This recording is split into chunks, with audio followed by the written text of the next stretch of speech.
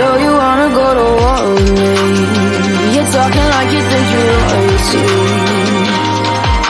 You think that I'm afraid, but I don't break. I heard you question my stability. You think I'll fall just like a guillotine, but I am here to stay. Won't look away. The storm is coming, so you better start running. No, you can't control it in my bones. I'm coming for the, coming for the.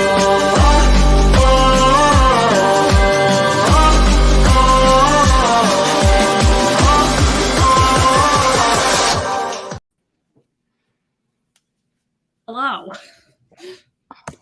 Welcome, everyone. I was busy not dancing this time, but copying Jessica's message about hopping over to the fundraiser stream for our friend, author JC Carpenter. So we got links around. Check it out. Yes. Jessica. You know what? Yes. You know what I was doing? What were you doing? I got up to get my book so I would have it when we go to talk about it. And you know what I realized while I was up? I just realized as you said it.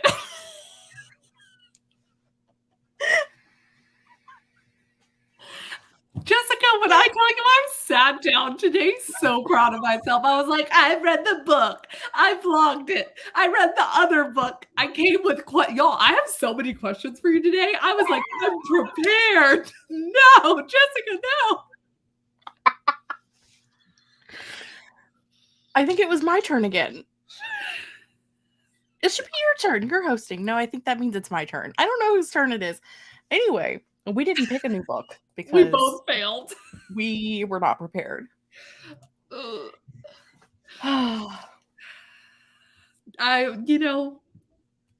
We tried. Honestly, vague concerns at all times feels appropriate. I'm telling you, that GIF that I keep talking about that I shared from The Haunting of Hill House, one foot in crazy and the other on a banana peel. And if that does not explain Authortube chat to a T, nothing ever will. We need to work that into you know how the troublemakers have all of their like gifts on the ready, and to just like that's what we need. We'll get there eventually. All right, we're gonna say hello to some people before we jump in to the chat. Hello, everyone. We got Sam here. We got Jess here. We got Dreaming Truth author. Hello, Regina, Rainey, Paige, Jessica, Kelly, Rodney, Kat. Ooh, we're going. Ariadne, Jesse, hello. Jed is here. Welcome, everyone. It is incredible. Quote. Yes. We got Tony, Darlene. Welcome, everyone.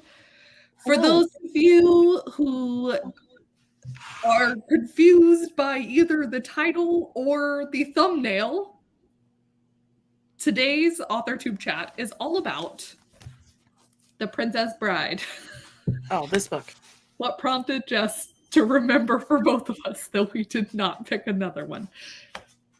We, this year, are going through Sid Field's screenplay, and as Jess very kindly explained to me, I was off by a chapter, so it was actually, not newly revised and updated.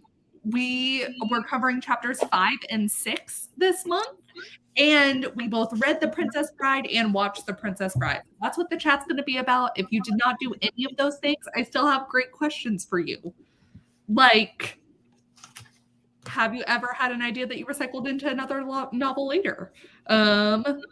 Such as, what do you believe makes a good ending? These are all relevant to the topic at hand. But first, Jessica, did you do the reading? I did. I read this. Yes. I did not watch the movie, but I've seen it 153 times. So you were I had planned to watch it, but sometimes life just gets away from you. Sometimes it does. That is very true. Y'all let me know if you guys watched or read or also read Sid Field. Let me know where you're at with The Princess Bride.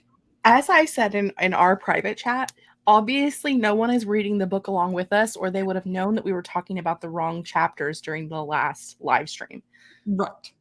I thought that we were talking about the wrong chapters, but I was told that I was incorrect, and I just went with it. And then I was like, no, that's not right. It was introduction, and then 1, 2, 3, 4. We're on 5, 6. I was very confident and very wrong.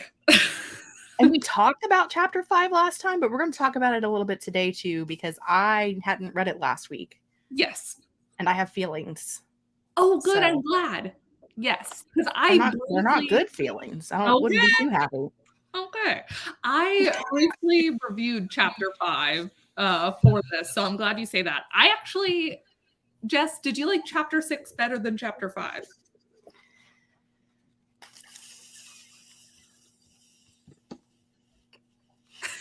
I think chapter 6 made me less angry than chapter 5. Oh, okay. Fair enough. That's about all I've got. That's the teaser. Well, the order of my questions were The Princess Bride first. Are you cool with that? Well, we can go whichever direction you want to go. We have said that we flip-flop and it just whatever happens. So okay. Well, whatever you're feeling. We're flip-flopping. We're going to go with The Princess Bride first. And Regina with the quote, "My name is Inigo de Montoya. You killed my father. Prepare to die." Which I think one of the things that was my favorite experience reading the book and watching the movie. I kind of like did both at different times. And the script. Oh, did anyone read the script besides me? The screenplay. Did you read the screenplay this time? I didn't watch the movie, so I didn't. Okay. The screenplay, y'all, was a really interesting experience, I thought. But for those of you who are not aware or maybe not aware, William Goldman is the author of the novel The Princess Bride, and he's also the writer of the screenplay. So this is one of the few adaptations, although Jess, Holes was the same way, wasn't it?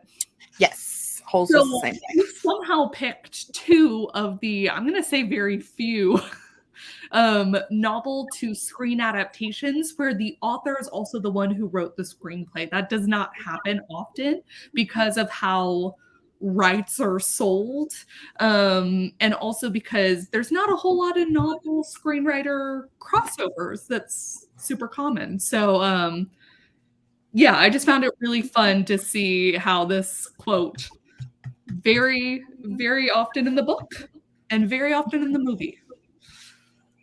I like the hello, and like how every time he says, like at the end, it like the hello changes. Hello. Yes. Hello. Oh, so good. Let's see if anyone else. Hello, we got more people popping in. We appreciate you being here for this one. I mean, yes, facts page. Rainy, I didn't read Sid Field this month, but I have read it and I enjoy hearing what you think of it. There we go. So far, it appears that Becca's not here for me to hurt her feelings. So I'm living for that. Oh, hey, if you guys are at a loss for the book this month. Oh, that's a good recommendation. I have never read Little Women, nor did I watch the movie. Thoughts, Jessica? I know older books are not your thing. Older books are not my thing. It's also very long. Is it? Is it quite long? It's like this thick. Oh, then I like that as a suggestion. We might have to do it another time. She's like this big. She's a chonky girl. She's chonky. Masterpiece. Both the novel and the book, which, okay, that is my personal feeling about both of these. But here's where question number 1.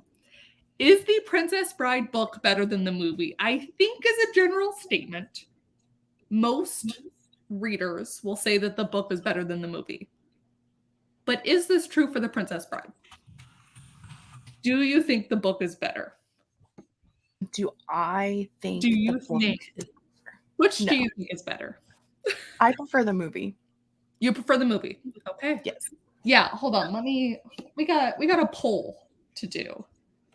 Let me get this going. What about, while I'm doing that, Jess, what about the movie versus the book do you prefer? Why the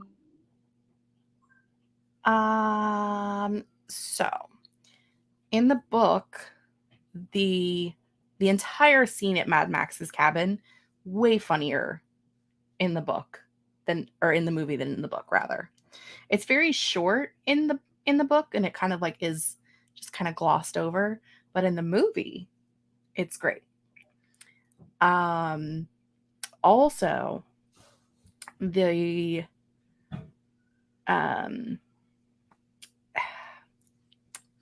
well, that is something they did in the book that they didn't do in the movie, but I don't know that they would. The Inigo and Fezzik going to the where they were holding Wesley captive and like having to go through like the different levels was interesting, but I don't know how that would have read on screen. But they also, instead of doing that, they put more into the forest, where it was like a much longer scene in the movie, and it had like they actually showed like the diving into the sand thing that wasn't in the book. Yeah. So it was kind of like they put the action more towards the front of the book, where they were trying to keep the pacing up, or towards the front of the movie rather, trying to keep the pacing up, versus that where it's like at the tail end. So it's one of those where it's like, I don't know. Also in the movie, when Princess Buttercup is presented to the kingdom, and the woman is like calling her all kinds of names and talking about how like she's forsaken true love. Yeah. That's not in the book. So I do prefer the movie to the book. That is to say that when you read the movie or read the book, if you've watched the movie, you just see the movie in your head because it's very, very similar. It is extraordinarily similar. I appreciate that William Goldman knew what magic he had, and to at times just copy paste from the book to the movie. He's like, no, this dialogue slaps still. Keeping it the same. Like there were times where it was just, yes. I will say that like, I think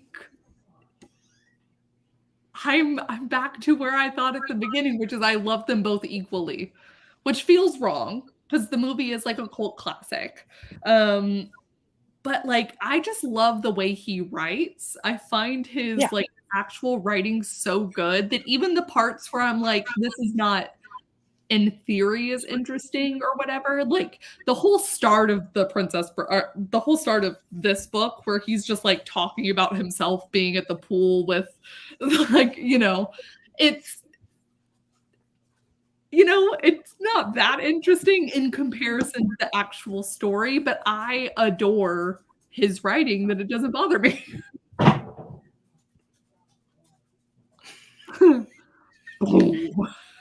That would be my nephew in the shower, and I feel like he's struggling. I think he's dropping the soap on a rope or something in there. We are dual transmitting. We are live in both places. I will say there is also a difference between the book and the audiobook, because even the unabridged version of the audiobook doesn't have like the notes from the author in here. Really? Okay. In it. Yeah, because like this one has like me again. All of the cuts in this version, I feel most justified in making this one just as a chapter on whaling and Moby Dick can be omitted by all but the most punishment-loving readers. Like that, his inputs in this are not in the audiobook. See, that's my thing. I really love his inputs. I think they do a good job of at times moving the story along and also like cutting the tension at the times where it needs to be cut and adding like a little bit more levity just to like, or to add tension. I think that some of it is in there, but not all of it. And so it's like, because I mean, you see how massive this book is. Like it's a, I mean, it's not massive. It's not that big, but you know what I mean? Like it's a, I mean, mine is 300 something. Yeah, 340-ish pages. It's like a 3.5-hour audiobook. Yeah. I couldn't get any copies of the audiobook from my library except for one that was only like 2 hours. And I was like, that cannot be correct. It can't be right. It can't be right. So I was like, well, I shall read it. Tony, that's so interesting. I disliked the movie because it felt disgraceful to the book. I think it's fascinating that he basically moved it to like a granddad-grandchild dynamic, being sick at home. And at one point he literally copies, which part is it? He interrupts to be like, his dad always interrupted at this part because he seemed anxious about it. You know, like he doesn't die here, like it's fine. And that's literally what they have in the movie too. And I just think that's so great. But again, it's the dynamics he chose is just fascinating to me when you think about taking something from the book to the screen. And I think some of that had to do with just the character, like the actors that he wanted to have in the movie. I think had a good part. It was part of it. I froze for a second because I remember that there's a part in actually this book where they reference William Goldman in the chapters we read, and I thought it was so funny. It was very briefly, but I was like, hey, I know that guy. That guy. Yeah. Oh gosh, I just so good. Before I was going to say before we move on, I have one other question that's kind of books movie-ish, but do you have any other thoughts about The Princess Bride as a whole, Jessica?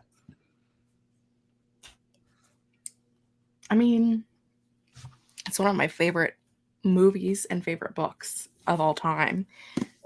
It's a party in a book. And I don't know, part of me actually kind of wants to read S. Morgenstern's classic tale of true love and high adventure. Like I want the long version. Give me the extended version. Even if it's boring, I want the hidden footage version. Like I mean, we've got 12-hour extended editions of Lord of the Rings. Why can't I have S. Morgenstern's version? Written like this, I'd read anything. I mean, it wasn't all written. Okay, first off, it wasn't written at all, but it wasn't all written like that because that's why he cut it out. But you know what I'm saying. Yes. No, I'm with you. Yeah. If William Goldman told me the entire Florinese history, I would read it. That's what I want. Right. Like I want the history of Florin and Gilda. I want all of the things. Like I want to know all of the things. I have so many questions. Let's see. Regina, I love the movie. I found the book less intriguing. This is one of the very, very few movies I think are better than the book. Both objectively good, but they're good for different reasons. Oh, this was a question I had. So the way he starts the book, he basically makes himself a character, which I find a fascinating choice because some of the facts are true. Like when he's talking about his own accomplishments, more or less, like what he's written, he is indeed the writer of like All the President's Men and, different things that he references throughout the start. But like, he doesn't have a son. He actually in real life had 2 daughters. Like his wife was a completely different person. So he has a fictionalized question mark version of himself. Jessica, would you ever do that? And also, do you think someone could get away with doing that nowadays in the same vein? Well, I think they could because I think, let's see, this was written in 1973. Okay. And in the, yeah, I say nowadays, but it was like in the early 2000s. In the early 2000s, when Stephen King did the miniseries Rose Red, they had someone write and release a book called The Diary of Ellen Rimbauer, who was the supposed woman, like who the original owner of Rose Red. And so they were like passing it off as Stephen King was writing a version of this story that was true in modern times based off of a diary that he had found that was written by Ellen Rimbauer. Love that. So technically they did this 30 years later. I don't know that we would call that necessarily modern because we're old, but it was done 30 years after this. Yeah. And they actually ended up, the Diary of Ellen Rimbauer sold so well that they ended up making a movie of it as well. This is not the same thing, but it vaguely reminds me of The Princess Diaries was one of my favorite series growing up. And Meg Cabot had the character Mia Thermopolis also wanted to be a writer. And because of the popularity, Mia Thermopolis also wrote a book that was published, which I own somewhere back here, called Ransom My Heart, and it's actually pretty great. But of course, it's Meg Cabot writing as Mia Thermopolis writing this book. And so it is a kind of similar, like, nudge sort of thing. Yeah. I mean, it's definitely something that does still happen in modern times, but I think some of the best examples though are older. They're not current. But they're like classics now, like yeah, The Princess Bride, House of Leaves, like books that are written inside of other books, written by people who don't actually exist, at least not the full truth of the person. So yeah, it is so quotable. Yes. Buttercup's Baby. I have Buttercup's Baby in here. I don't know if I've ever read it. I don't have it, and I am upset. Includes the first chapter of the long-lost sequel, Buttercup's Baby, which I don't think ever actually existed. I think there is just the first chapter, if I remember correctly. But which is just the funniest thing. It's like jokes on jokes on jokes. Let's see. Hated the ending of the book compared to the movie. Okay. I thought they were very similar. They are. He has his last little italics. So depending on if you listened, I don't know if they had included that in the... He has this last little bit where he's like, the S. Morgenstern version ends where they are like technically on the run and being chased still. And like, it's more hinted at that they're going to get caught. And then he... William Goldman is like, I prefer to think of the way my dad did it with the romantic take on it. But like, I think it's probably somewhere in the middle. But for the most part, by and large, it is the same as the movie. I was trying to read the little end of the last chapter and then realized I was reading the end of Buttercup's Baby. Because I'm an idiot. Oh, yes. Fond feelings for them both. I do love where a character breaks the fourth wall as narrator that just came out. Kind of spoiler. Ooh, that's the best first part about trying to share books, Miller Nature, where you're like, there's this really cool thing, but like I can't actually tell you about the cool thing because it's kind of twisty. A couple days ago, Marvel announced a book that was seen in the newest Ant-Man movie, like it is the actual book that which you can buy and read. That's very fun. They also have a cover out for a biography of Scott Lang. That's so cool. I seen it and my brain did not compute that it was not a biography of Paul Rudd because like it has his picture on the front of it. Right. And I was just like, I was reading the description and I was like, wow, I never knew he had so much in common with his character. And then it was like, oh, Jessica. You're like, wait a moment. You're all right. Yeah. Mm-hmm. That would trip me up at first too. It's so interesting how we think of it's the way that the faces are. Yeah. It was his face. And I was just like, oh yeah, like who would think they would make a biography of Scott Lang? Like who would think that? No one. Yeah. And so I was just like, wait, what? I recently read a newer book, kind of similar vein. There was a story inside a story, inside a story, and eventually the three stories intertwined. But one of the MCs read about himself in a book. Whoa, and was like, the fuck? That's interesting. That does vaguely remind me, Jess, one of the books we read last year, The Plot. The Plot.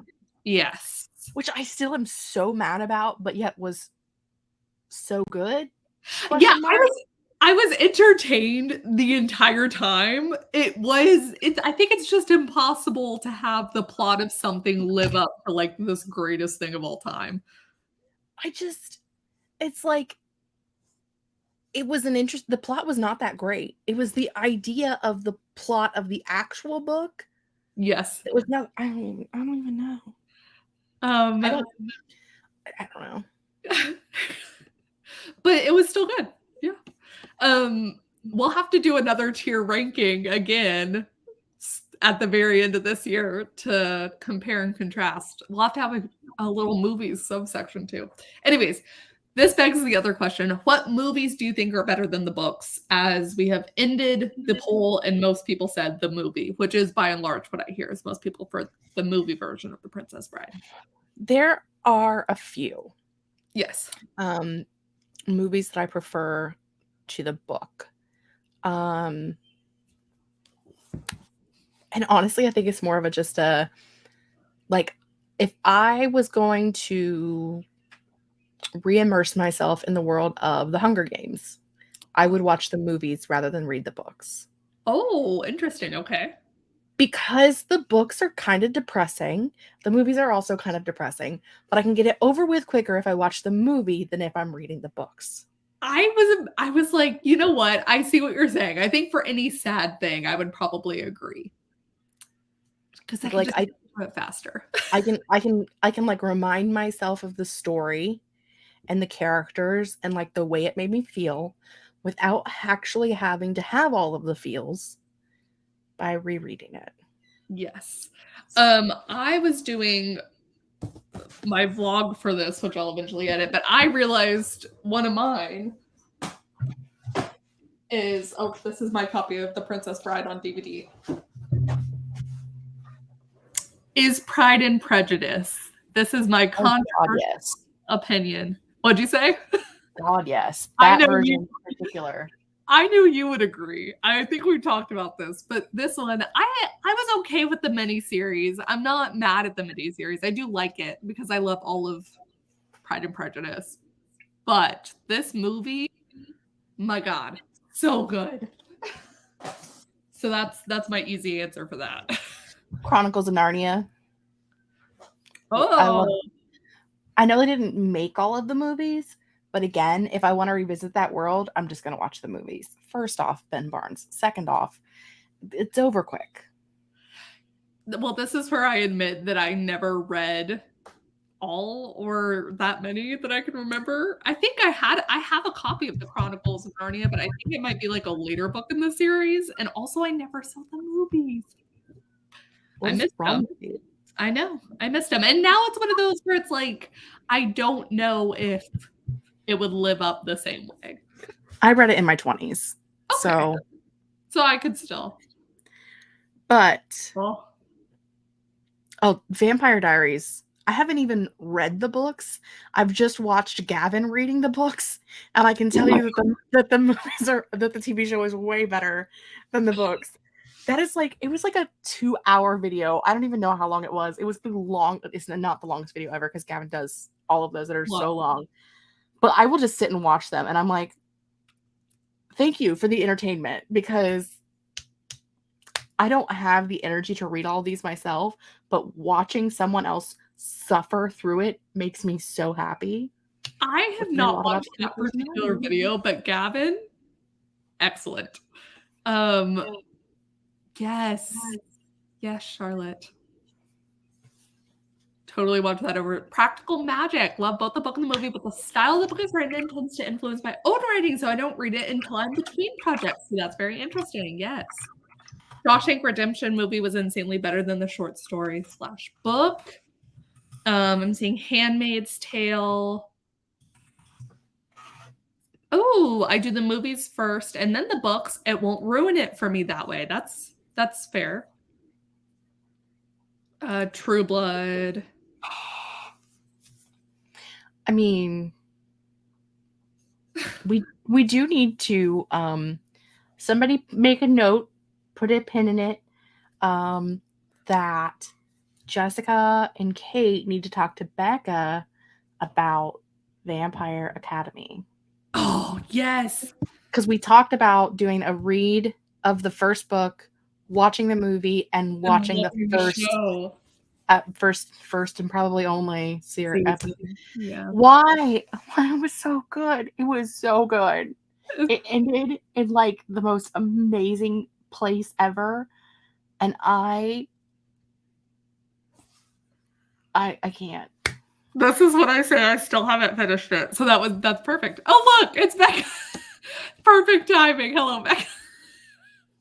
Becca got here just in time for us to have this conversation, and then for me to badmouth her favorite book. Like when we were summoning. Because we need to figure out when we're going to do that one, because we're definitely going to do that one. We are. No one bullied Becca. That's rude. Gosh. Let's see. Oh, wow. I took a class on C.S. Lewis in college. We read 3 of the Narnia books. I'd read them all as a child, and it was. I want to say I have The Magician's Nephew that I got from my grandma. But again, I have not read any of them fully. They are, they're very Christian religion-y. Yes, that's probably why I've avoided them as an adult. But, I mean, it wasn't bad. Yeah. I mean, I don't mind that. It's just kind of, I say I don't mind that. I do mind that. But if it's done in a good way. I plan on binging the whole first season and rereading the book so we can discuss. Yay. We just need to figure out which month we're going to do it in. Yeah. And I need to figure out what we're going to do next month. We'll come up with something. Okay. Do we have any other thoughts? Oh, I put this as a note to myself, but I don't know if anyone else has Peacock, the app. But they're turning a lot of nonfiction books into documentary style TV shows. So like the Swedish Death Cleaning is one of those that started as a book and is now a TV show. And so is the Geography of Bliss, which I read ages ago, and they've now turned it into. So I just think it's interesting. There's this, we're really pulling even these nonfiction books to make like, and I'm sure with the strike, we'll see more and more reality TV style. What else are they gonna do? Yeah. Okay. I don't know. Pay people. Yeah. I would like to encourage everyone, though I don't think I have it currently in my description, so that's on me. But if you get a chance, we do have the link. I'll see if I can find it. We do have the link to the screenplay for The Princess Bride, and I would highly, highly, highly recommend people reading it while they watch the movie. If you want a good time, it is so fun to see the descriptions that William Goldman has. One of my favorite parts was actually the sword fight between Wesley and Inigo. He describes it as like, this is one of 2 of the greatest sword fights in the history of cinema. And the second one takes place later in this movie. Like it's just, he somehow infuses the humor of his book into the screenplay whilst not making it like, while not getting off topic. It's just very good. So yes. Links. You'll have to copy paste that for your friends because true. Not in your chat. You want to hear the annoying thing? StreamYard won't actually let me copy your thing from directly. So I have to go to your version.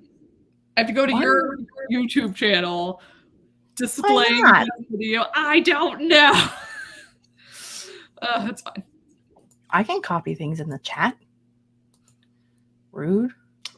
I don't know.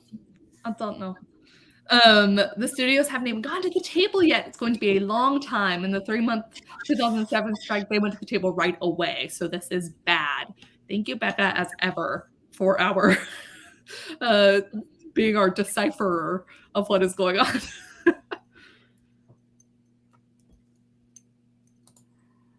Oh, that's fascinating. I am intrigued. Okay, are there any other thoughts on The Princess Bride that anyone has? Jess has, chat has. Let me know before we vaguely move. Actually, I lied. I do have one last question that is vaguely related, okay? Which of your own works, Jess, of all of the stories you've ever conceptualized, would you most like to adapt for the screen? And I mean that you are the writer and you have sole control. In my pretend universe. in our pretend universe where I have actually finished said book. Yes. My adult high fantasy.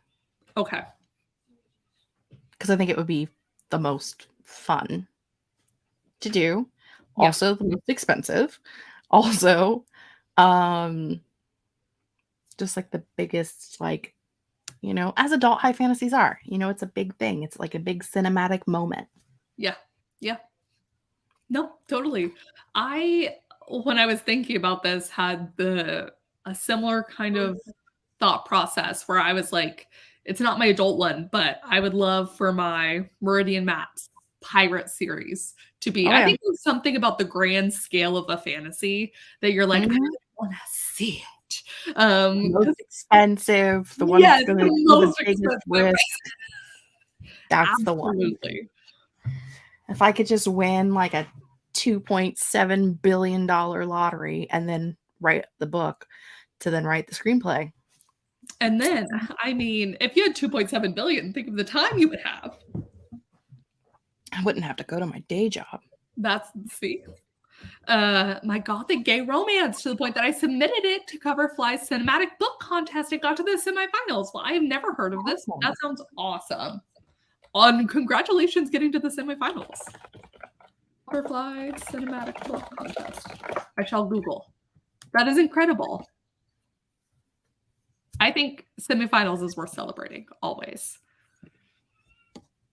And then the other question, as we wait for other people's comments to maybe roll in, is, because I can't remember this fully, Jess, but do you see stories as images in your head when you're reading or writing? Okay. Do you find that influences your writing at all, where you're like kind of seeing the movie unfold in your head as you're going? I think it hurts my writing because I see it. So why do I need to describe it? Oh.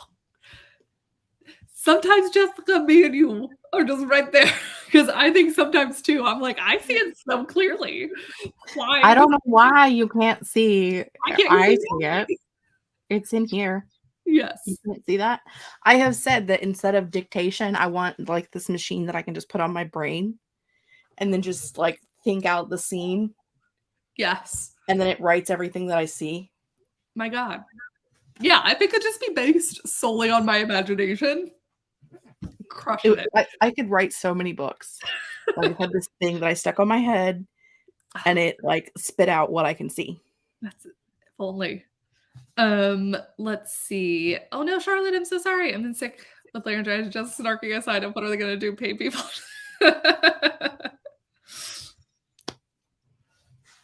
It's true. Always here for the snark. Good luck on your fanfic. Right now, what story I want a movie of is the screenplay I'm working on now. It's going to be a tearjerker, and it involves time travel. That does feel like the kind of perfect thing for the big screen, for a time travel movie. Oh, that's interesting, Rodney. Rodney has a similar kind of thing where it kind of locks him into third person, because since I see it so clearly, I can never write first person well. That's interesting. Where you see it outside of the main character. So then when you're trying to get into the zone. Yeah. I've wished for that machine too. I'm telling you. I've always seen stories as movies or images, but what helps me being able to put it into paper is finding music. Oh, which gives me pacing and energy to the scene. I have hundreds of playlists. Jess has a great playlist for at least one of her projects. Do I? Yes! You sent me a playlist. Oh, that kind of a playlist. Yeah. I do have a playlist for the Anku's Curse.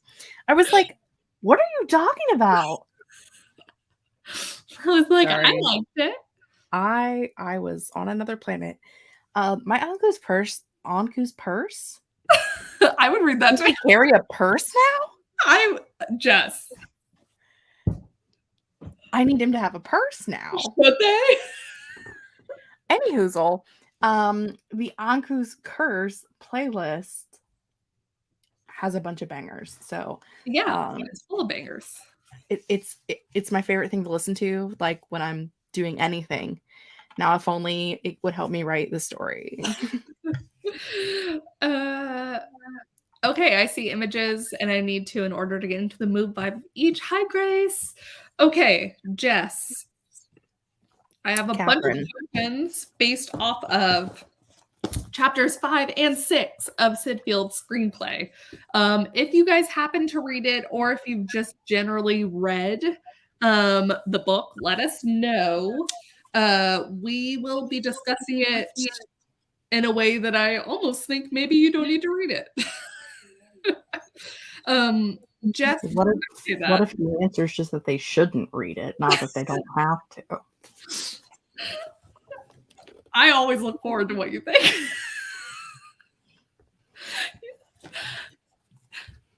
I was like, you're giving me Thermophilus vibes again.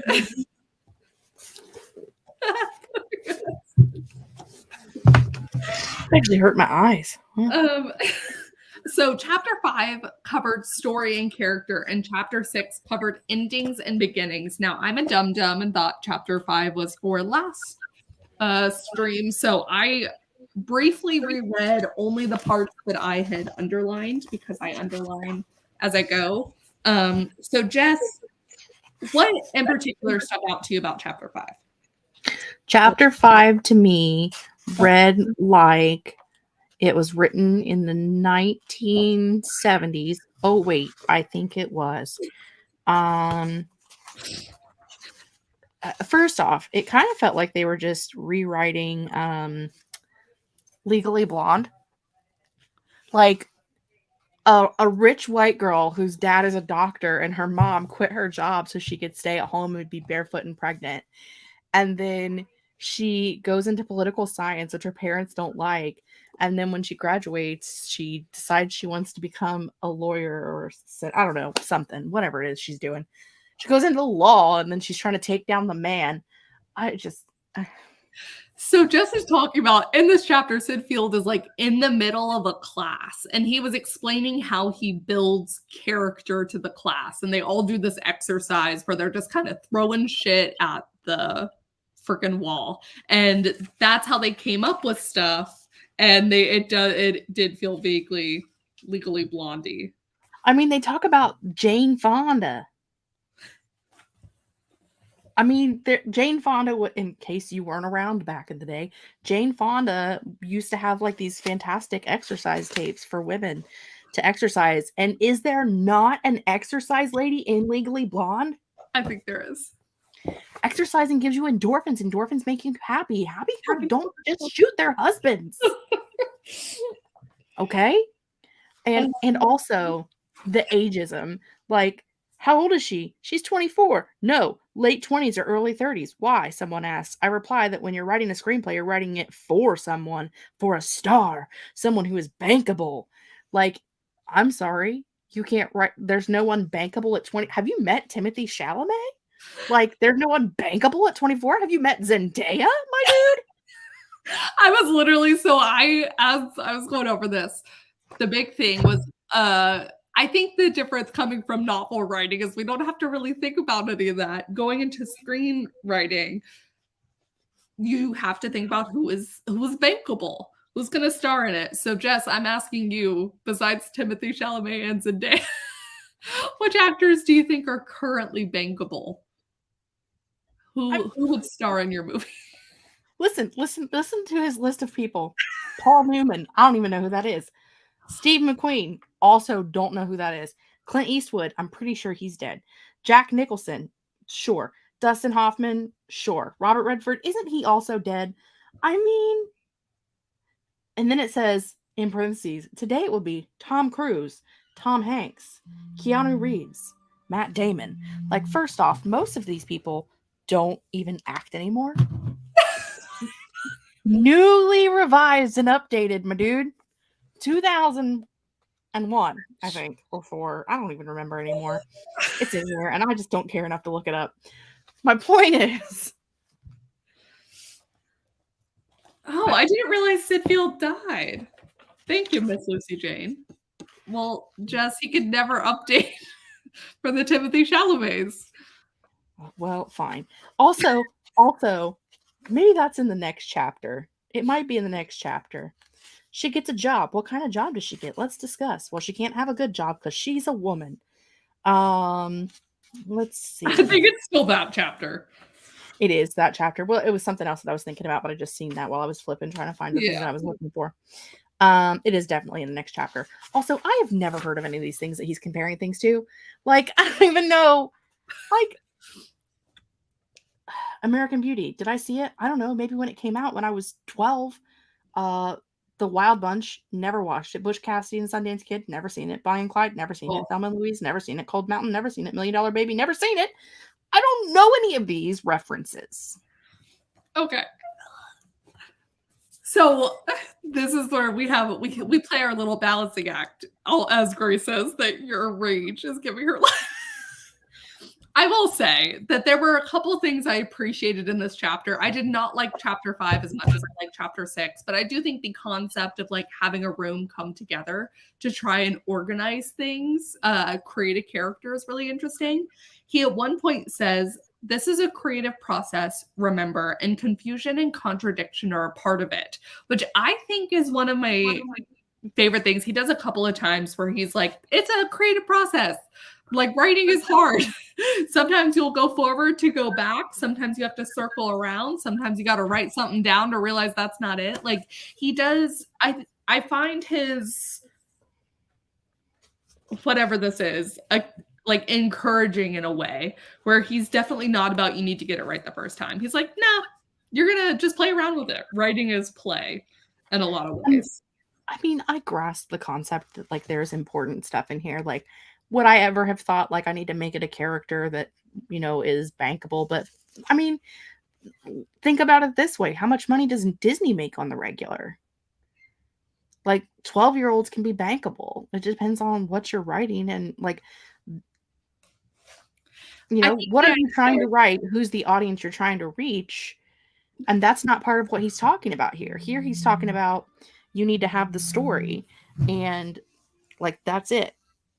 Yeah, I think if you take a version of this in mind with like the Disney Channel or something, like if it was actually newly revised and updated, you could be like, okay, think of your markets. Be like, I imagine this on Disney Channel. I imagine this on the CW.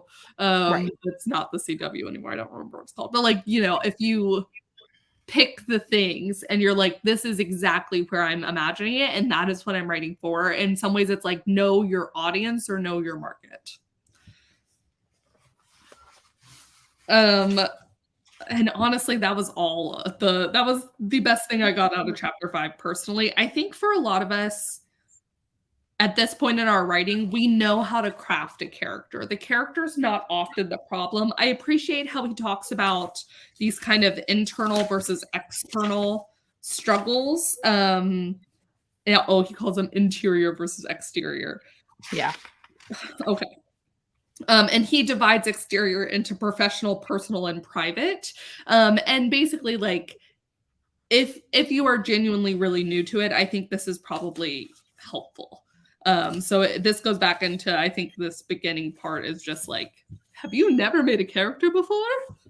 Read this chapter and it'll help, you know. Chapter 6, I got a little bit more out of, and that is endings and beginnings. Let me see if I had another question related to. No, because I forced you to do it last time, thinking it was. One of the questions I had a poll for last chat was, do you guys create your characters first or do you create the scenario and then make characters to fit into it? And I think for the most part, most of us have done both, but more frequently make characters first, which I think is interesting. Is it weird that my brain thinks of a character in a situation? Like, I don't think of a situation and then make a character to fit it, and I don't make a character and then find something to do with them. I think of a character in a situation, and then I build the rest of the world and I build the rest of the characters. I literally get the inciting incident first, which requires both the character and like the kind of problem or new thing. Like Yeah. that's the first thing I see in a story is I'm like, ooh, this moment. And it requires both of those things. So I'm with you. What did I say? I think there's one time where I've had an idea for a concept and then fit characters in, but now I'm going through stuff and I don't know. Have I done that? You know, I said that chapter 5 made me more angry than chapter 6, and I don't know if that's true anymore. Well, I'm looking at it. Hold on. Me and Grace are gonna have fun with this one then.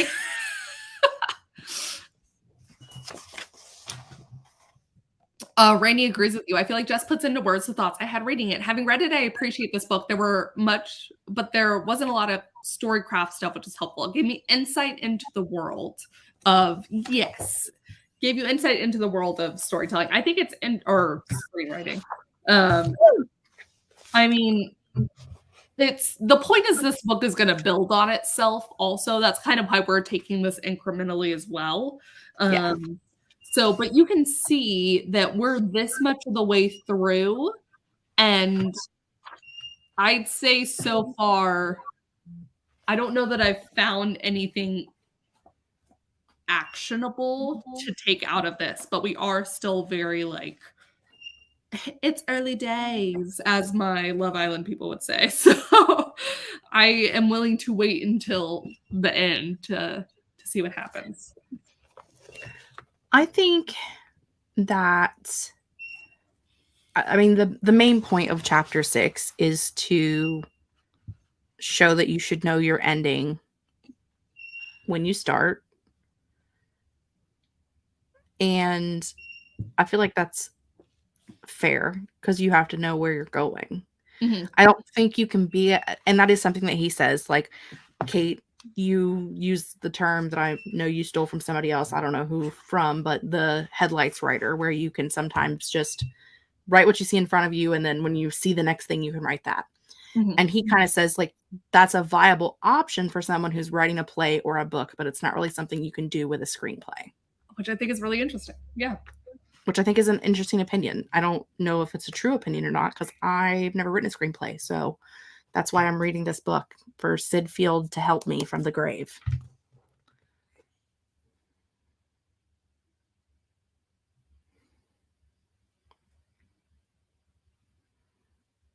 Sorry, I'm trying to put a poll up because that is literally one of the questions I had. And which is, do you, as you're envisioning your story, get the beginning of the story or the ending of the story first? Hold on, let me see.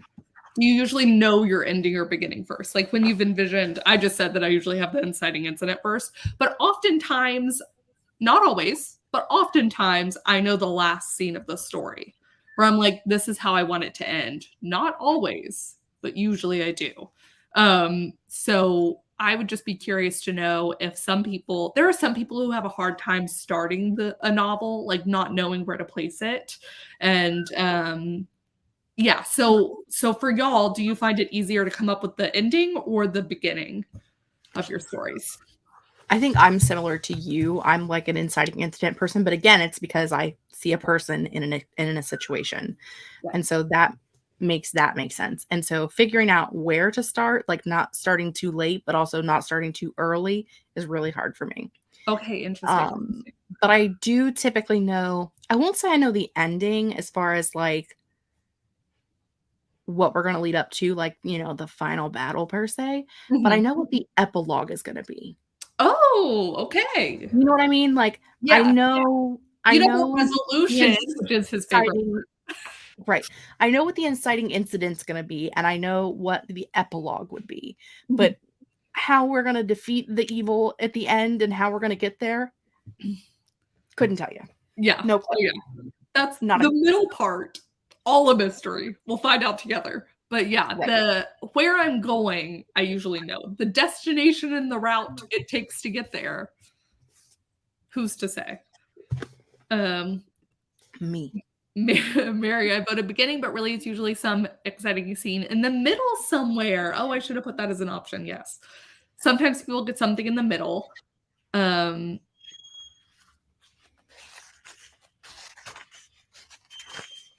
I kind of feel like they're tied intrinsically with me, where I at least have an idea of how the beginning and end tie together.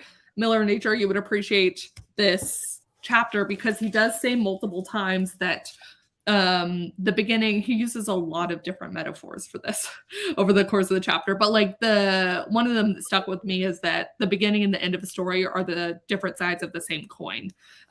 It's often better if you can bring it all the way around again. If you've read Save the Cat, and if you're like really sold on that, there's a whole point about how the final image should tie back to the opening image, which I think they got. That Save the Cat was also originally like for the screen, so it kind of makes sense that that's the same kind of vibe. I come up with the story in my head, and for me, I figured out the beginning not too long before I started, plus I kind of figured people we're always down for zombies. As the character comes to me first, one of the first things I think of is character arc. So I have a good idea of the beginning of the journey and the end. Beginning or middle first. But when I started brainstorming out, I tend to figure out the ending as it goes. Yes.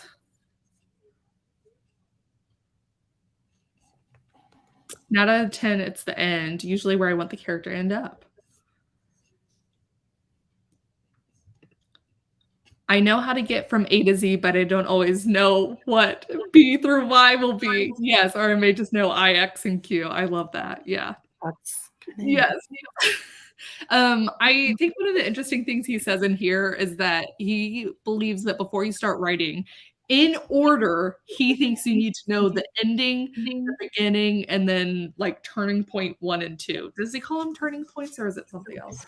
I think he just calls them Act 1 and Act 2. Is that what he said? Hold on. I was like, I know I have this quote somewhere.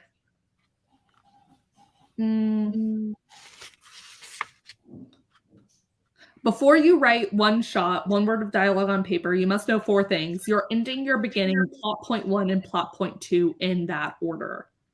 Those 4 elements, those 4 incidences, episodes, or events are the cornerstones, the foundation of your screenplay. So that's what he believes to be true. I mean, do we know what he wrote? I actually don't remember what he wrote. I would say, though, you know, sometimes people are better teachers than they are writers themselves, or like insert anything here. Celebrated producer, lecturer, teacher, and best-selling author. I can't remember what he wrote. He told us at some point that I've since forgotten. But like, is this his best-selling book? Because whew, I think it probably is. Okay. My very beginning comes almost last. I usually can start an inciting incident. My opening image and setup is fuzzy. Okay. I remember the first novel I ever wrote that I like finished the draft up. I still have it in my desk. I restarted the opening image and setup like a million different times because the inciting incident I was like, it's great, it's amazing, but like I could not for the life of me get there. So I feel you. For a novel, let's jump into Creative Vortex and see what comes out the other din. Revisions are for making it sound like you always knew the plan. Yes. Unfortunately, I haven't figured out how to do that yet. Okay, one of the other questions I had, these are quotes from the book. It's a good thought, but another story. That was, I think, chapter 5, actually. But have you ever had an idea that you really loved, but like could not make it work, and then you recycled it later into another novel? That is part of the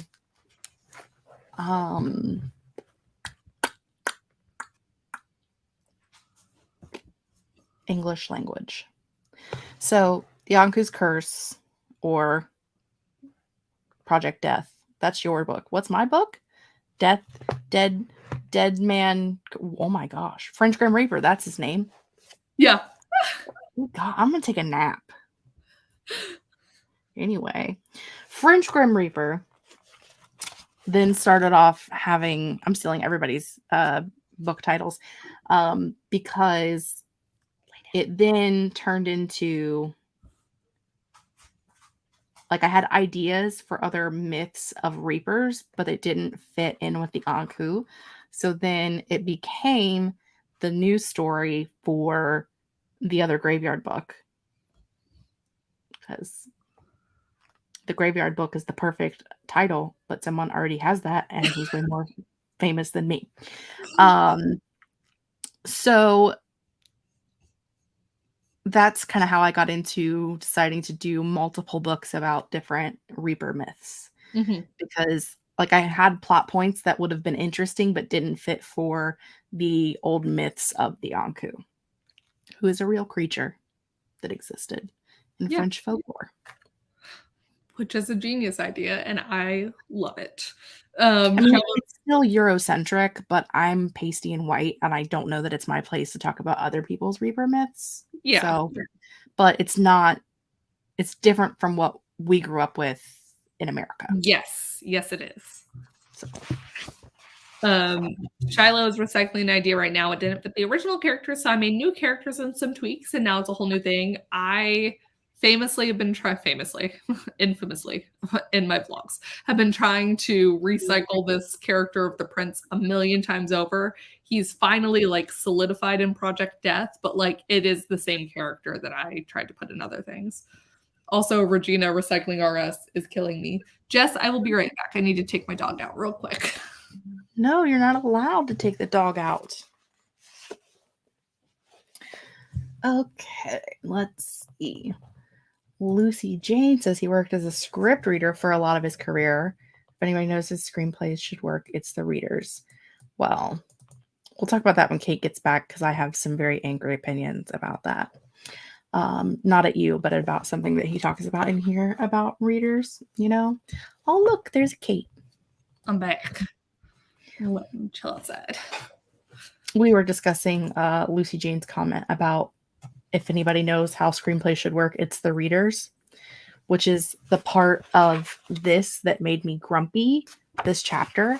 Oh. Because he talks about how everybody says they're going to read your script over the weekend. And what that means, nope. And that means they're going to give it to somebody to read within the next few weeks. A reader, secretary, receptionist, wife, girlfriend, assistant. If the reader says she likes it, the screenplay, then she'll pass it on to a creative executive who'll take the script home over the weekend and read it. So what that sentence tells me, what those two sentences tell me, is that this man believes that a woman's time is less important than his time, and that he's only going to pay attention to something that someone else has already said is good. And he's getting someone else to tell him what's good, a woman to tell him what's good. And then he's taking their smarts and their work and profiting off of it. You know what I think? That's what I read. What edition do I have? This was updated in 2005. Our edition. He frequently throughout the book does this, by the way. It's always he for, like, a grander position. Always. He does not do the thing that we do now, which is, like, intermix them, do whatever, he, she, they, whatever. I have a copy of, like, what is it called? It's like writing nonfiction well, and he does it all the time. He's talked about his actual updated version where he's like, oh yeah, we were dumb back then and fucked up and should have, like, seen this and been better, but we weren't. And he's updated his to fix it. I mean, he literally used words that describe women in the 80s. Receptionist, secretary, wife, girlfriend. He could have said spouse. He could have said partner. He could have used a whole butt ton of words, and instead He chose to say that women's time is not as important as his time, and he has greater power than they do. Becca, I understand the concept of that's how it works. Like someone who's higher up on the food chain makes someone else lower on the food chain read, and that those people typically are women, but that doesn't mean that I have to like it. I'm allowed to be angry about it. I do think it was interesting that he also does talk about his work as a reader. He even says, when I was head of the story department of Cinemobile, I was always 70 scripts behind.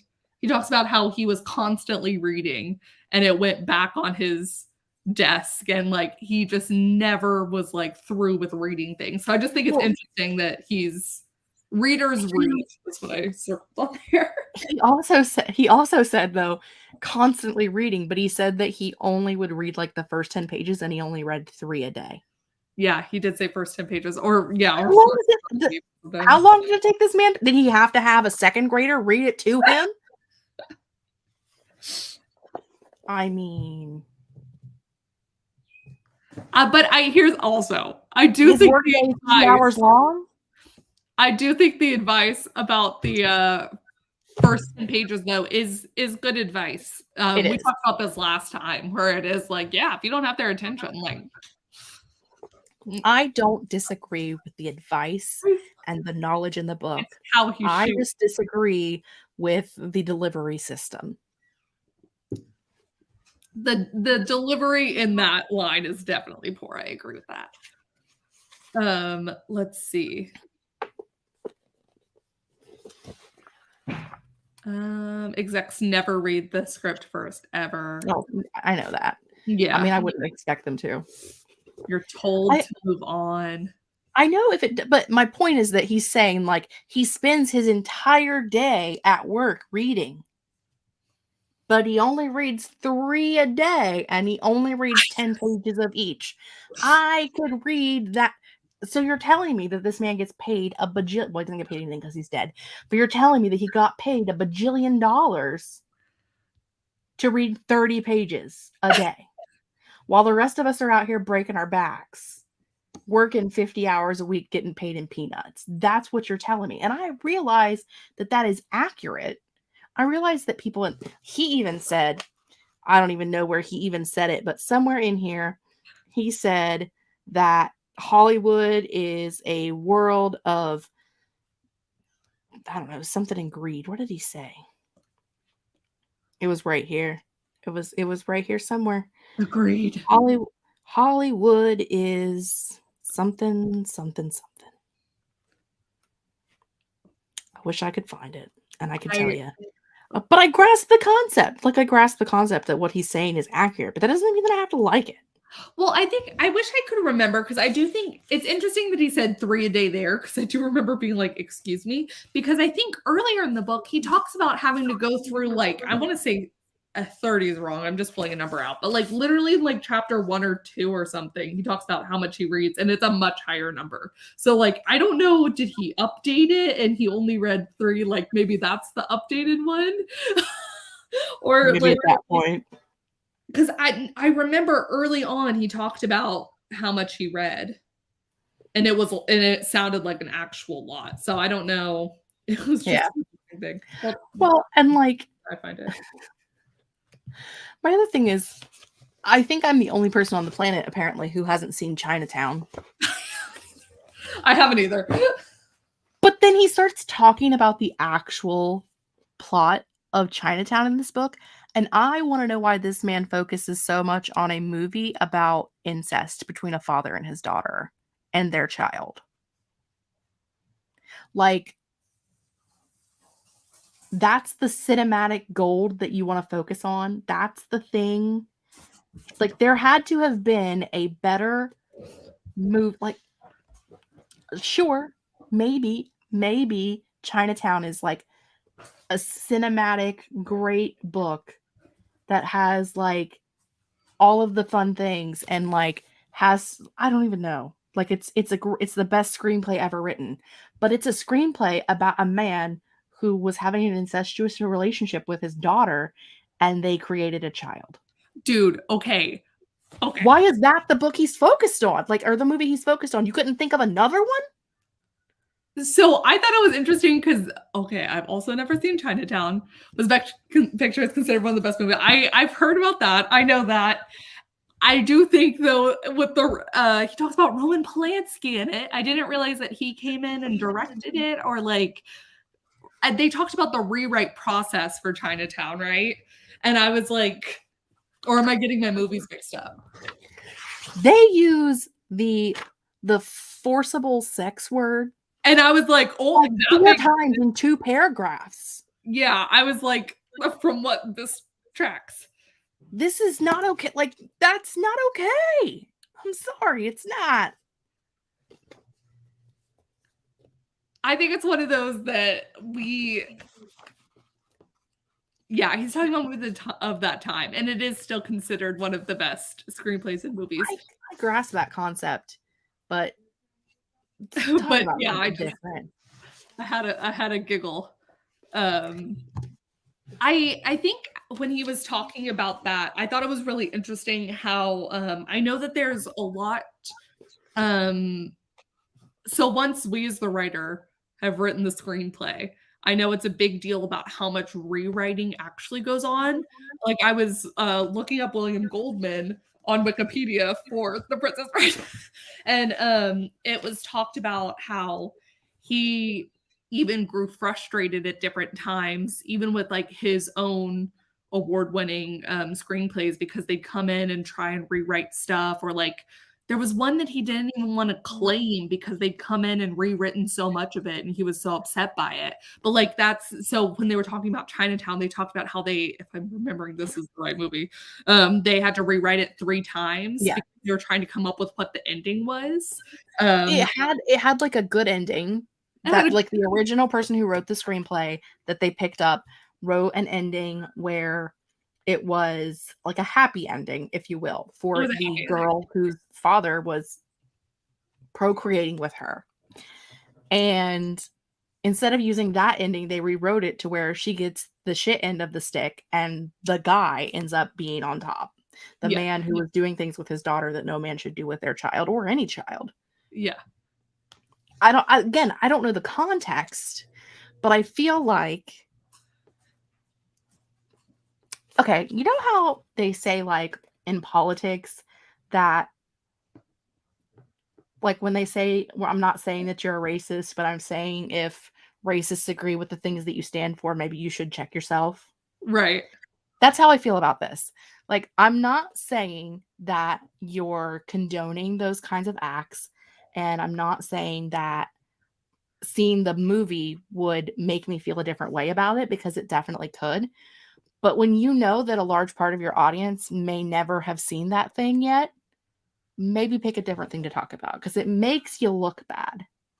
I think the other part is you and I are not the film buffs that I think he had written this book in mind for. He's like, he's writing this book of how to write a screenplay for the people who are obsessed. And actually, one of the things I loved at the end of the book, at the end of the chapter, was when he says that you should be seeing and analyzing as many films as you can, at least 2 movies a week.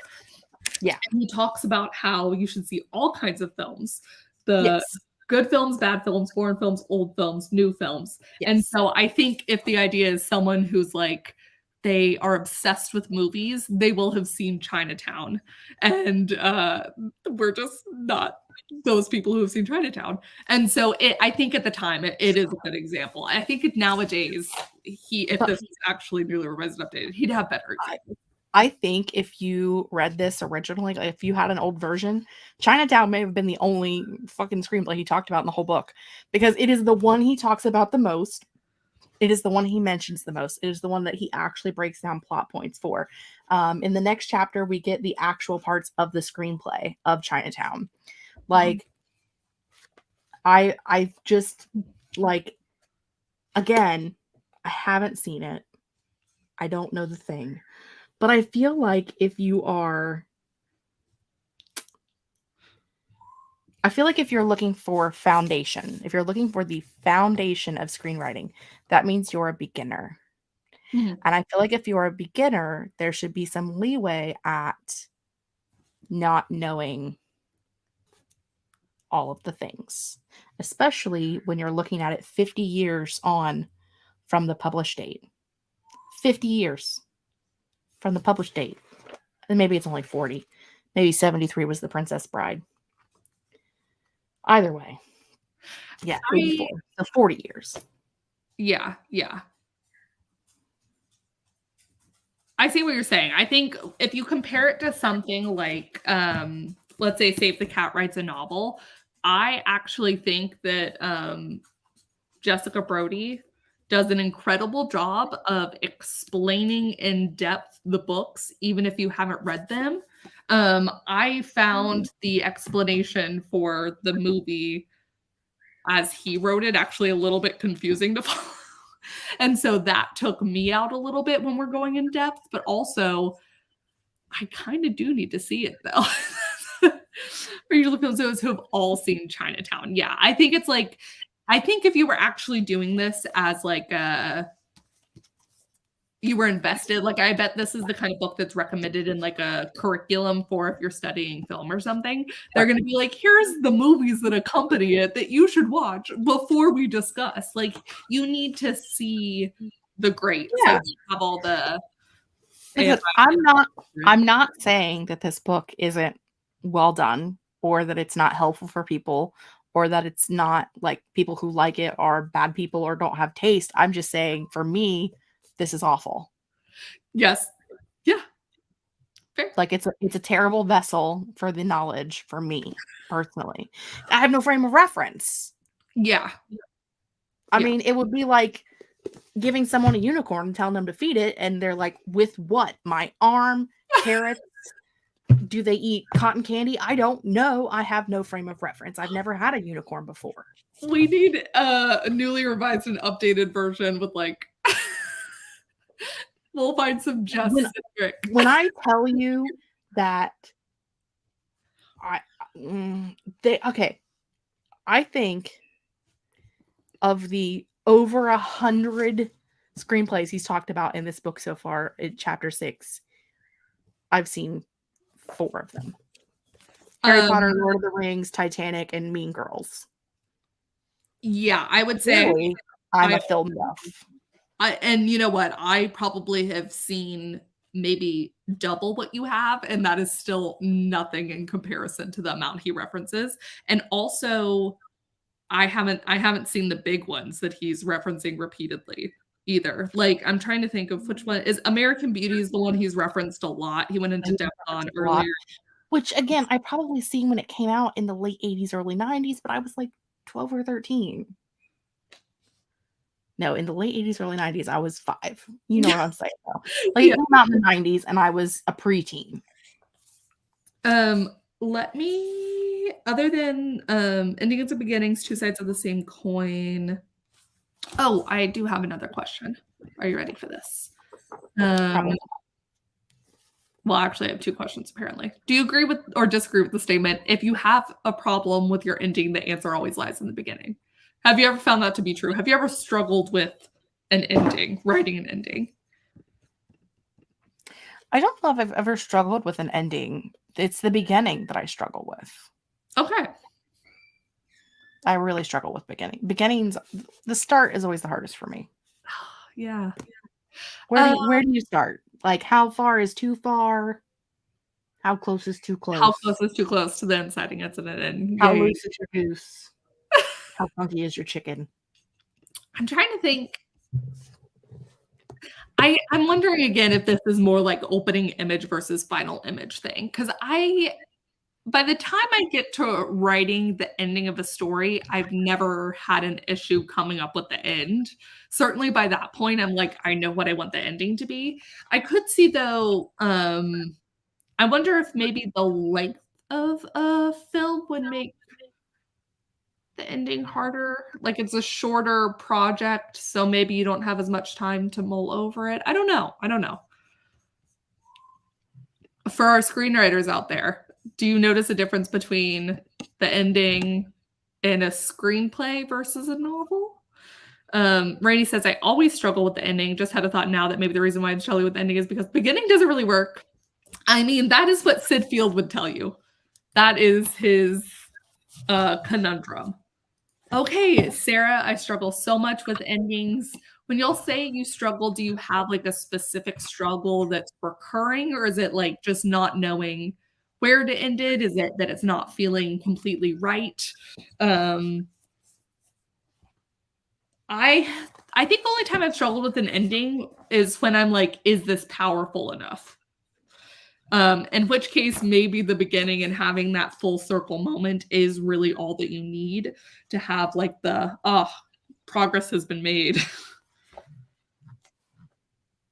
He says at one point it's important to tie together all the loose ends of the narrative line so the screenplay becomes a complete reading and visual experience in the mind's eye that rings true and is integral to the action and the characters. He says you need 2 things to make a good ending, which is my next question. The final question. He says that you need it to be believable and you need a feeling of satisfaction to make a good ending. So that would be my question for y'all is, do you think there's anything else to make an ending good? I hate most tropes, so I want things to feel closed without being cheesy and disappointing. Oh, so it's not just that you want it to be earned. You just don't want it to be like the stereotypical ending, maybe. I'm thinking of the hero's journey where the journey goes full circle. Yes. I think this is especially true of screenplays simply because it has to be compacted within 2 hours. Okay, that's what I was thinking. You have so much time to wind down in a book. Thank you, Becca. Okay. I feel good that my thought process was there, having not written a full screenplay before. But that totally makes sense when you're thinking about just the span of a few pages to really like wind it all down. I could see how that would be harder. I feel like I have the same issues with endings with screenplays as with novels, but it is easier to get those issues because it isn't as big of a chunk to write, like 6,000 words. Sarah, I've had this before too. I'll actually stop watching a TV show before the ending because I'm afraid it'll be disappointing. I have it where I just don't want it to end. You mean Kate, who hasn't watched the last episode of Vampire Academy yet? Yes. I just don't want it to end. So it's in theory in my brain never ending if I just don't watch the last episode. It makes not how it works. Don't question it. Not how it works, Catherine. I can live with some loose ends, but I need the ending to actually make sense. And I need it to feel as if there's if there's no closure for the character, there's still room for closure or character growth. Again, the references I had not actually watched that he talks about, but he does mention the kind of after the movies ended, there are several ended. After it's like faded out, there have been some scenes after the credits or something where it kind of, if it doesn't close everything, it like closes and opens things. Like I guess there's some wiggle room within there. Oh, one of the other things I thought was interesting, which I had never thought about, but like makes sense as he said it, is that screenwriters obviously aren't the ones placing the credits. He's like, you don't need to put roll credits here or anything in your screenplay. He's like, that's the job of the director and the editor in editing. Right. Like that is not your job. That is not your job. Stay in your lane. And I just thought that was like, oh yeah, of course, that makes sense. I don't know that I thought that you'd do that, but I could see how someone starting would be confused, like, oh, should I elongate this and put this here so that they have time for, if you're a true beginner, it makes sense. That's why I think, like, where we're talking about like TV shows and like the endings, I think that's why miniseries are so good, because it has a planned ending. Yes. Or even like if you look at the tale of Supernatural, ye who lived on for eons, almost 2 full decades of Supernatural. But the original story ended at the end of season 5. And if you watch those first 5 seasons, they are a great, complete story. Are there great episodes after that? Yes. Are there good seasons after that? Yes. But it gets a little crazy. So you need to know your ending. And he knew his ending, and it was the end of season 5. And you need to stick with the ending. And then someone else took the reins because it was making the dollar bills.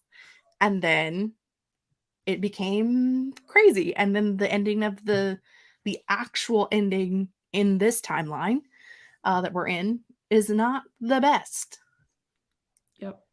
Yep. Rainey agrees with you. Yeah. Charlotte, endings are hard, although the thing that helped me figure out mine was the mice quotient from Mary Robinette Cowell, who explains its opening and closing brackets of code. Grace continues, also loves the mice quotient. It has been a while since I watched the video of her explaining it. I need to watch that again. So I was able to work mine out by looking at which arcs were the first to be open and then making them the last things to close off. Love that. I remember one of the things that stuck with me was always I had beta read for someone, and this is why I love beta reading. You learn so much about writing through beta reading. Was the person had basically done the thing where it seemed like they closed all of their little bits off, and I was like, well, I have no more questions. You've answered everything, and there was still like 100 pages left of the manuscript, and I was like, I need another question to keep me going, because otherwise why would I keep reading? He had a whole twist that was really cool, but like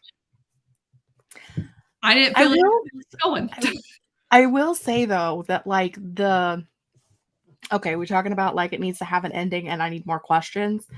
However, the last book, the third book in the Infernal Devices series by Cassie Clare, that third book, the epilogue is like 80 pages. And I sobbed the entire, like racking sobs of grief the entire time. There was no question about what was happening. You knew exactly what was going to happen because you had read like the series before that happened after it. So like you knew what was going to happen. You knew where things were going, but also it was the epilogue. Like the big bad was already over. We're looking at years in the future and we're watching how things are taking place years in the future. And for 80 pages, I sat and literally sobbed, snot running down my face. There were no questions left. And I had a terrible time, but it was a great time. You know what I'm saying?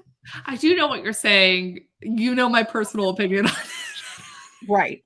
I do. Like, I understand what you're saying in your heart. I think that's an interesting like part of it where the way she'd done the timeline in her stories where she made the prequels after sort of it's really just like if I love the characters, if there's no questions left and you're just showing me like a day in their life, I'm happy. Well, this is where I think it goes back to like where I said I would read anything, frankly, with the way that William Goldman writes. So it doesn't bother me, the part that bothers some people, because I'm happy to read it. I think if you find someone that it just like meshes with you, where you love the characters so much or you love the writing, you're like, I'll read whatever. Doesn't matter. I'll read. It's gonna be. You can compare it to when someone has a singing voice that is so great that you say, I would listen to them sing the phone book. Yes. And you know what? This is now officially my dumbest goal, is that one day I will make someone feel that once. I want only one person to be like, she just does it so good. She writes so well. I don't need a lot of them, but just one who's like, I'll read whatever. I will read whatever. I've decided within this conversation. Okay. That this coming month. Yes. Rather than reading a book and watching a movie. Okay. For our homework. Okay. We, meaning you and I and whoever else would like to join us, are going to watch Chinatown. Yes. And we're going to read the screenplay. It's available. I checked. So we can read the screenplay while we watch it. And then maybe we'll be less angry while we read the book because we'll actually have some context. That's our homework this month. I love it. Our homework is chapters 7 and 8. And Chinatown. And Chinatown. And the screenplay. Everyone this time. And the screenplay. Since we're not reading a book, you have to read the screenplay with the movie. Yes. It came out in the 70s. I'm sure it exists on some streaming platform somewhere. Yeah. Maybe we should Google that real quick. We're gonna watch Chinatown. Paramount Plus. Roku, Showtime, Prime Video, Spectrum TV, Sling TV. It looks like there's places. There's lots of places you can watch it. It's 100 Hulu. HBO Max, if Max doesn't get rid of it by the time. Right. Yes. You can probably rent it for $2 from Amazon. Yes. Becca is. She's asking the important questions, Jessica. I don't automatically hate anything. Even if I hate it, I'll still have context. Which is really all we need, is like, as this goes on. Like, I just feel like he's talking about something that I have no context for. And yes, that's on me. And like I said, it's not a bad book, and I'm not mad about that aspect of it. I just don't like it. Let's see. I do appreciate Sarah saying, I disagree with the idea that you have to close arcs in the reverse order you start them. There are some exceptions, but I do think that I think that's true with any equation. There's always exceptions to the rule. There's always exceptions. It's not something that I'm super strict with. Endings should have a catharsis. Isn't it a positive and negative sense of being tent? Ahaha. Stories, I find it doesn't actually end there. I find it in series. It's like, ooh. Emotionally, yes. Okay. There we go. Thank you, Rainey. Just as you knew. And we'll talk more about Chinatown later. I said, the next chapter actually has part of the screenplay in it. So I'm thinking, as much as he's talked about it, we should just watch it so we'll have some context. Also, we didn't have a book picked, so it works. It's perfect. I do think, though, that does officially start our... See if you can design your opening 10 pages in such a way. Oh, actually, the homework on that one is watch Chinatown. So, Jess, we're doing it. It literally is. Watch Chinatown. See how the backdrop of the action, the scandal is introduced. See if you can design your own opening 10 pages in such a way that you introduce the main character, state the dramatic premise, and sketch the dramatic situation in the most cinematic way. Does anybody else feel like that kid who read the entire summer reading list like before summer hit? Because that's how I feel right now. Yeah. Okay. So I think that's our only homework. I don't think that no one had watched it yet. What'd you say? Was he assuming that no one had watched it yet? I think he's just making sure, you know? He's like, just in case. Just rewatch it, you know? It's one of those where you're like, this is so good that you need to rewatch it in order to... He didn't say to rewatch it. He said to watch it. Should have used some parentheses there. I will say that on the next chapter, when he's talking about things to watch, I have seen The Usual Suspects. So I am 1 for 5 of the ones he recommends, I think. And the next chapter after that. All right. Jessica, we have done it. We have been here for an hour and a half. Normally we give up at an hour. We're doing crazy things today. We had so much to discuss. Yes. Thank you guys for joining us. Yeah, he was speaking directly to you from the past. He was like, Jessica, listen. He assumed, and he was correct. He's correct. So we will do it. Everyone, watch Chinatown. And that will be June. Oh, it'll be after the weekend relay. Will it? Yes. 1, 2, 3. It'll be the 20th, yeah. 20th. So just after the weekend relay, just after the 24-hour write-a-thon, 24-hour novel, we'll be ready for some movie time. Okay, everyone, we will see you next time. Hopefully with 10 pages of your screenplay. Okay, bye. Bye.